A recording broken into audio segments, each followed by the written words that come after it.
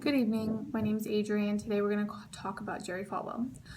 So we all know him as the founder of Liberty University. So he was born on August 11th, 1933 in Lynchburg, Virginia, actually. And he was born to a bootlegger father who was also he was born and raised as an atheist, and his mother was a devout Christian. Falwell's grandfather was an atheist as well. In 1952, he accepted Jesus as his savior, and he converted to Christianity after hearing a Baptist preacher on the radio. So, just a little bit of his background. So he grew up with an atheist father and a devout Christian mother, and right there, that's I'm assuming he struggled with as a child and growing up. After graduating at Baptist Bible College in Springfield, Missouri, he became a minister for the Thomas Road Baptist Church in Lynchburg. So this particular church was very small, about 35 members, and they would meet in the elementary school. However, that church today is over 22,000 people on any given Sunday. So it's a very large mega church.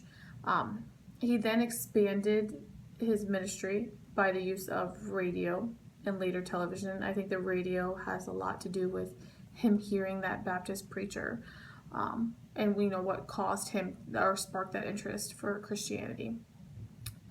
He also had Old Time Gospel Hour, which this was seen on 300 television stations nationwide. So in 1971, he founded the Lynchburg Bible College, which later he named as Liberty University, and he was in control of led the university until he died in May of 2007.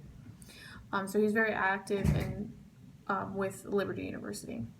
So he advocated a very conservative Christian faith, and he condemned what he perceived as sinfulness or godlessness of contemporary society.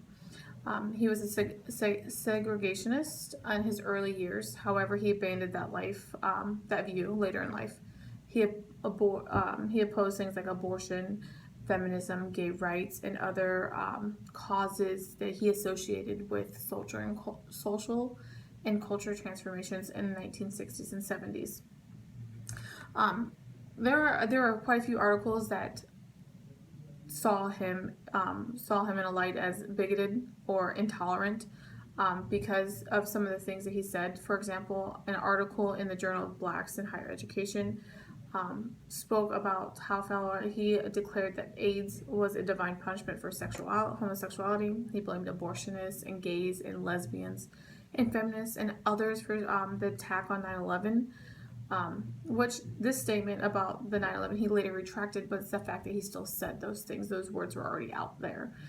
He had identified Muhammad, the prophet of Islam, as a terrorist, and he also asserted that the Antichrist was a current living Jewish male. So despite some of the hostilities that he provoked sometimes, he was largely responsible, though, for making American Christian conservatives politically active. And he had a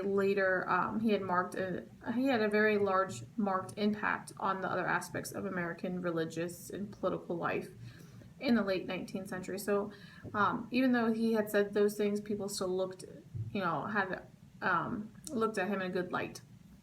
In 1979, he actually founded the Morale Majority, which was a pro-life, pro-family, pro-Israel, pro-strong national defense lobbying organization, and was a major factor in the formation of the conservative Republican Party, which then allowed for Ronald Reagan to be president in the 1980s.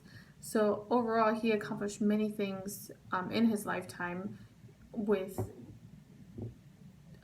just the Christianity part and founding the colleges and the political aspect as well. But that is my discussion today. I hope you guys learned something, and I hope you guys have a great evening. Thank you.